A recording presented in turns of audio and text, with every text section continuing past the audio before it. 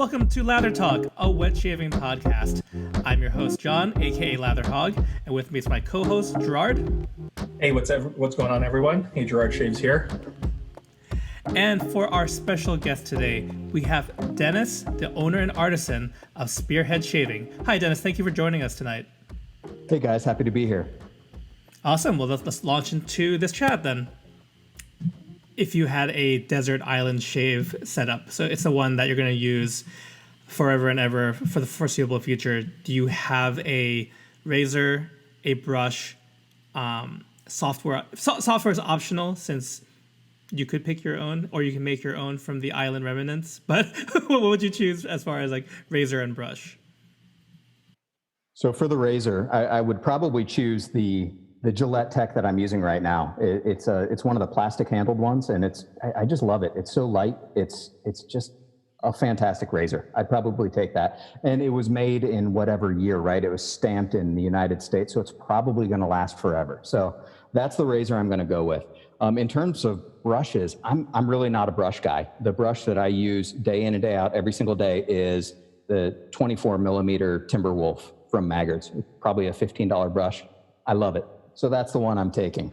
Now, as far as software, that it depends on whether or not my wife is with me on the island. Because if my wife is with me, Declaration Massacre of the Innocents is it. I mean, that is my wife's thing. She absolutely loves it every time she smells it.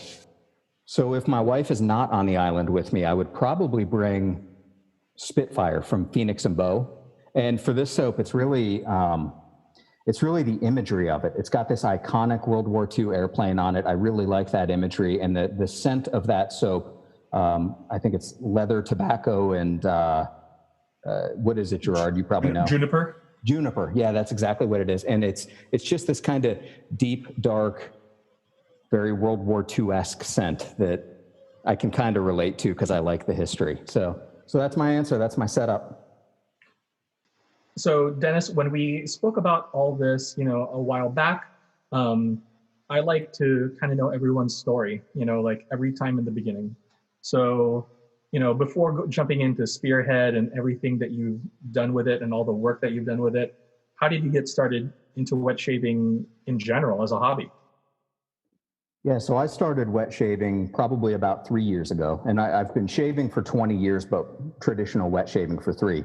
And I was one of those guys that had a really thick beard by the time I was in middle school. But one of the problems that I always had was ingrown hairs around my chin, and it was something that was really difficult because I was a young professional in an office environment, and it was kind of embarrassing, to have you walk into the office and you have this big red spot on your chin, and I had this insane routine where I would buy the most expensive 5-blade cartridges. I would replace them every 3 days to make sure they stayed sharp, change my pillowcase, change my towels every day, have the exfoliate creams and all that stuff.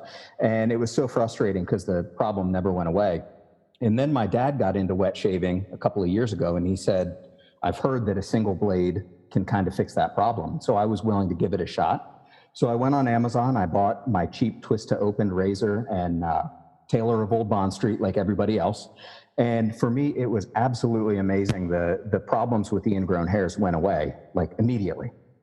And, I think anytime you have a revelation like that the answer was right there in front of me. It was century-old technology, and realized that the shaving industry had lied to me for 20 years and told me I need to spend, $10 on a cartridge to get a good shave. That was really impactful. You kind of become an evangelist. You kind of become against big shaving and an advocate of the industry. So I started to get a little bit more involved in the community, in the product aspect of it. And that's kind of how I got involved in wet shaving to start. Getting involved in the business aspect of it was really out of necessity because I travel a lot for work. I spend typically 2 to 3 days out on the road. And all I wanted was a really small, compact case for my razor and for some blades. And all of the cases that I saw on the market, I didn't like them for one reason or another. Either they were big and bulky and made out of leather, or they didn't hold a tuck of blades or something like that. And I saw this razor case that somebody had posted from World War I called the Gillette khaki set, if you guys are familiar with that. For anybody who's not familiar, it's this awesome little canvas case that folds up like an envelope but it's just perfect use of space. It's really small, it's really compact, it's just very utilitarian. And I wanted to use that in my travel case, and I own one, but it's 100 years old, and it's just a little too old to use. So my goal was to make one for myself, and I tried on my sewing machine, but it couldn't handle the materials that I wanted to use. I wanted to use modern military materials. So I started calling up military contractors, and my message was, I've got this idea, I want you guys to sew this for me. And as you can imagine, if somebody's used to sewing 1 million ammunition pouches a year, and some shaving nerd calls them up and says, I want you to make 50 razor cases, that's not really appealing to them. But fortunately, I was able to find a company that they bought into the vision, they were interested, and we forged a partnership, and that was really how we got started. It was one product, and that was the Spearhead safety razor case. From there, so that was 3 years ago. We're here today, and a lot's happened since the launch of the Spearhead shaving case. And you've gotten into soaps. So how did the vision for the experimental line and eventually the main line come about? Yeah, so when I was setting up the company, I put the money in the business checking account. I did the incorporation documents, and I said, promise yourself you'll never get involved in soap. Because I look at the soap aspect of the niche, and the economics are absolutely awful. You look at it and the margins are terrible. It's a heavy product to ship relative to the selling price.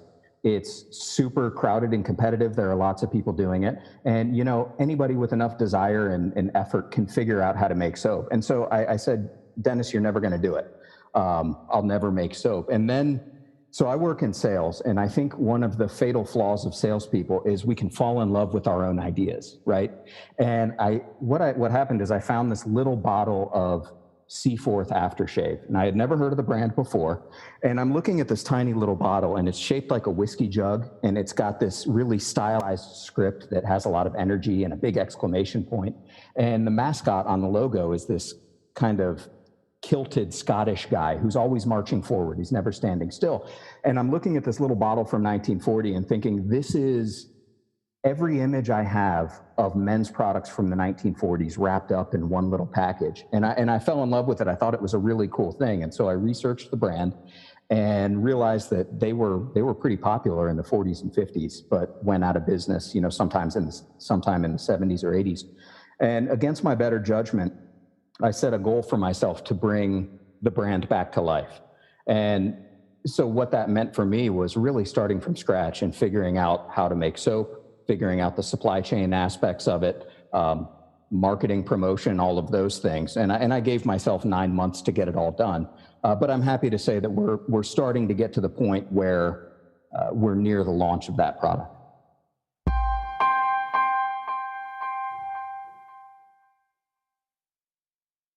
It's funny because I feel like talking to other people, they have, like so many like roadblocks and stuff like that. Like, have you hit any real roadblocks since, coming up with your plan to launch, with the soap and everything? Or I hit a ton of roadblocks, but the way that I set it up gave myself a lot of time to hit those roadblocks and not have it snowball into a big problem that could sink the entire project.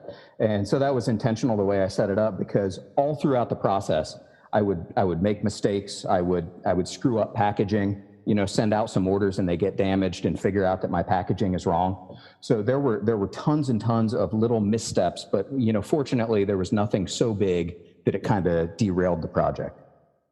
Sorry, would you say, like, as far as learning some of those lessons, was that with the experimental line for Spearhead, like shipping out those soaps, labels, and whatnot, or is this, or did it happen at another point of development? Yeah, I would say that a lot of the learning experiences were very early on. I mean, when you're at that point in the project and you've never done any of this stuff before, it's a very long, it's a long learning curve. So figuring out the packaging, you only make that mistake once, and it happens pretty early on. Messing up a batch of soap and having to scrap it, I mean, those are things that generally happened pretty early. I guess coming into it, here we are, because just this week you announced that Seaforth, after going out in the 70s and 80s is making a return. It is making a return. I'm excited. Can you talk a little bit about how we got here and talk about a couple of the launch products and the person that you brought in to help out with those things, which I know a few people in the community will be very happy and interested in, and kind of where we're going from there. Yeah, so the first 3 months of this entire project was spent, that was my experimental phase of developing a soap base. And that was my only goal, was coming up with a soap base that I thought could at least be mentioned in the same sentence with the top tier soaps on the market. Who knows whether I've achieved that or not? We'll find out, but that was my goal, to put out something that I was proud of and that people would latch onto, right?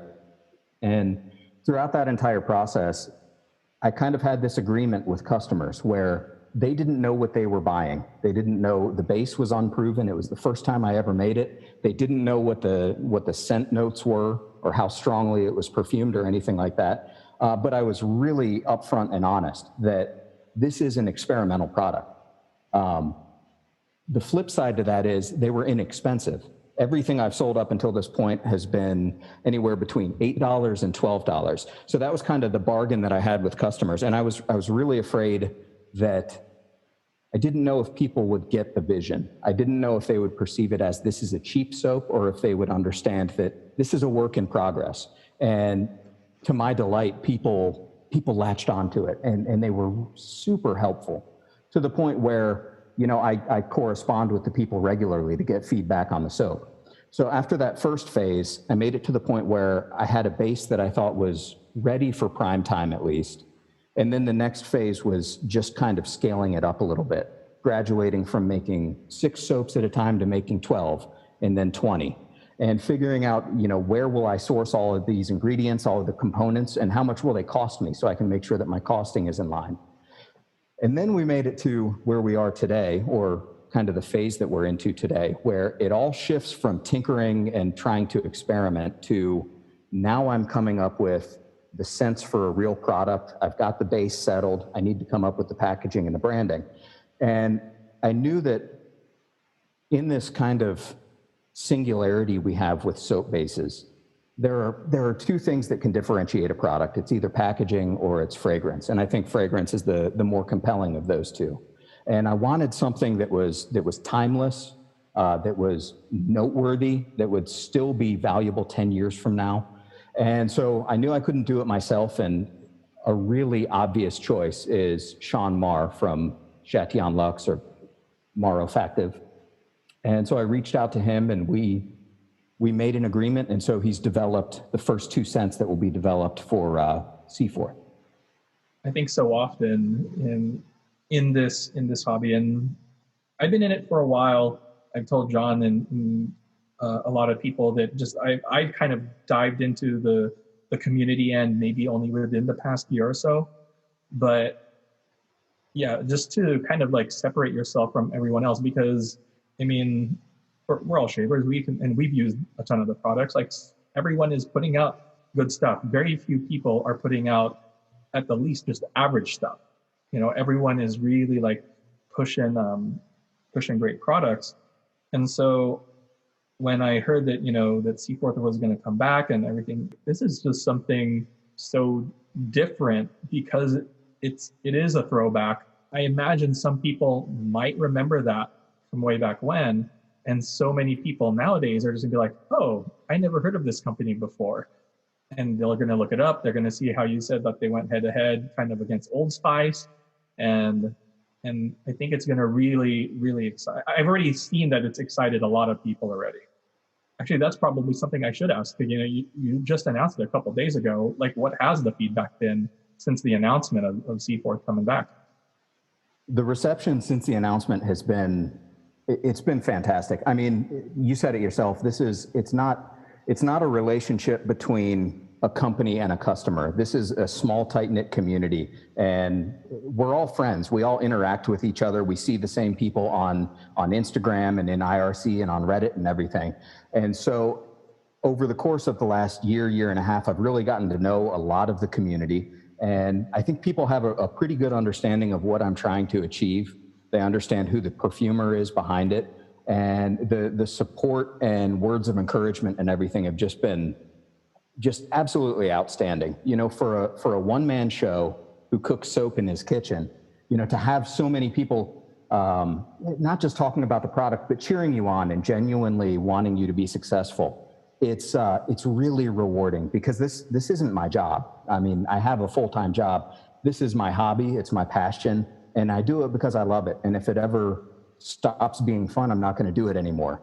But to feel like you have a team of people behind you who are interested in the success of the product and the brand, that's really something cool. Has COVID had an effect? Has it caused things to be pushed back a little bit? You know, as far as the business is concerned, or has everything still kind of been in line for what it is? It's had a huge impact, but in a very good way. It hasn't been bad at all. And what I mean by that, normally, like I said, I'm on the road 3 days a week, right? So during COVID, nobody was traveling. So I have so much more time at home. And instead of just watching Netflix, I had a project that I was actively working on, and it gave me so much more time to devote to it. And so that was, the timing of it was absolutely perfect. It kept me from going crazy by doing nothing. I had a goal, I had a vision, and something that I was working on. I think the other flip side to that is my kids were home from school. And up until that point, they hadn't really been a part of the operations. But when they were home and they had a bunch of time and I had a lot of orders to pack up, they participated in that. And so there are a lot of people who have gotten Spearhead packages that talks about it was signed by the junior soap makers. That's my 2 daughters, right? Mm-hmm. And that was cool. It's a nice touch, right? But even more than that, it gave my daughters the opportunity to see some of the really good aspects of business, right? How do you treat customers? How do you interact with people? How do you do things the right way?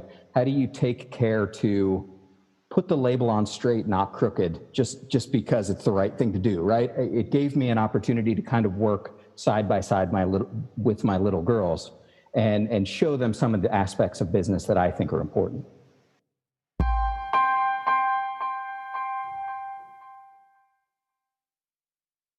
As you started, you know, with creating your soap base, what were the things you wanted to have performance-wise? And has anything changed from the beginning to where you are now?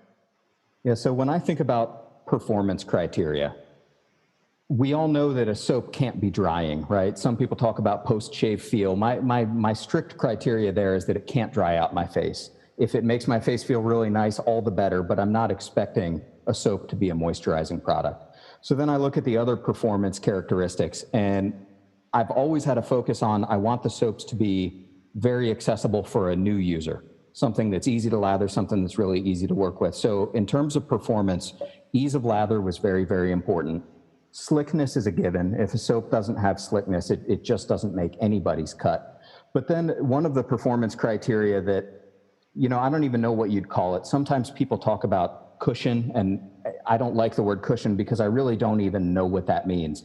But I do think there's some variability in the amount of protection that a soap offers. I have some soaps that are exceptionally slick, but if I'm careless, if I'm rushing through, I know that I'm going to get a little bit of irritation. And then I have some that I feel like there's a little bit of wiggle room there where I can be sloppy. I try not to be, but I can be a little bit sloppy, and it's going to protect my face. And so with my eyes on being accessible to new users, I wanted something that would have a little bit of an extra level of protection. And I think some of the butters and fats and things that I add to the soap, especially the lanolin wax rather than lanolin oil, if you put too much in the formula, it's greasy and tacky, and it can cause the razor to stutter across your face. But if you put the right amount, it kind of creates a barrier.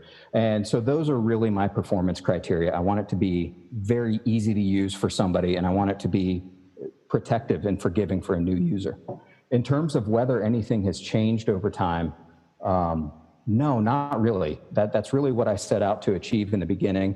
I'm glad that early on I was able to figure out the latherability aspect of it, because I fell into it by dumb luck, and had I just kept experimenting, it may have taken me 20 more iterations to figure it out. But sometimes you make mistakes and they end up being really pleasant surprises. So that was one of them. Well, I wonder if we can backtrack then, because I'm really curious. What is the significance of the Seaforth name to you? And I'm also curious just to hear why revive an old brand as opposed to, I don't know, making this a subline of Spearhead or something that's brand new and parallel to Spearhead. Why Seaforth? So right before I discovered this Seaforth brand that I didn't know anything about, I was at this kind of stage in my life where, I shouldn't call it a stage in my life, it was a period of time where I was kind of nostalgic because I don't know if you guys know this, the name Spearhead is named after my grandfather, who was a captain in the Army in World War II, and he was in the Spearhead Division, the 3rd Armored Division. And so he fought in the Battle of the Bulge. They were armored reconnaissance, a pretty gritty job. But the connection there is I didn't know a whole lot about his life, and I knew even less about his military past, but I knew that he was a wet shaver. He shaved every day of his adult life, even when he was in the military, even when he was over in combat conditions. And so that's kind of where the name of the company came from. But right before I had decided to do the Seaforth project, I found this trove of information about him. It was 4 months of after action reports from World War II from his division, where it mentioned him by name. And I found his high school yearbooks. And these are things that, even my family hasn't seen before, right? So I'm piecing through all of this historic stuff. And I'm trying to piece together the biography of a guy that I didn't really know very well. And when you're kind of doing that, it's hard not to be nostalgic, and it's hard not to kind of think about the way things were, right? And so that happened right before I saw the Seaforth bottle, and I think some of those feelings and emotions carried over into, I found this nostalgic bottle. I'm working on this company that's focused on wet shaving, and that's the connection to my grandfather.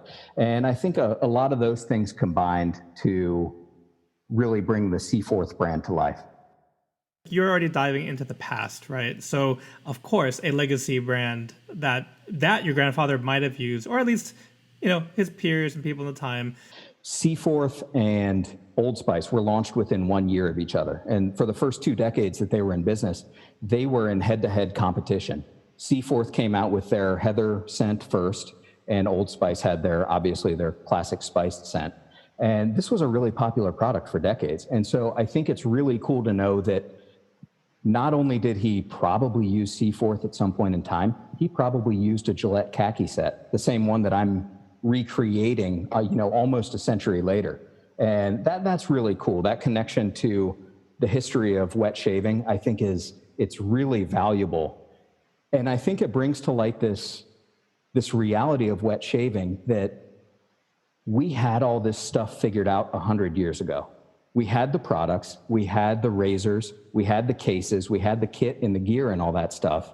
And then when cartridges became popular, we forgot all of that stuff. And I think what we see with Heritage Shaving, bringing back those shaving brushes and the razor case and all of this stuff, we have this really deep well of fantastic ideas that we know work and they're great. We've just forgotten about them. And so I think there's a lot of low-hanging fruit still for people to bring back some nostalgic stuff from what I think of as kind of the golden era of wet shaving.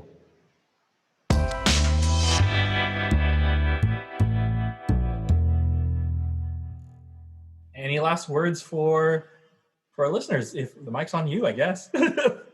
You just asked me to give my last words, and there's a global pandemic. So,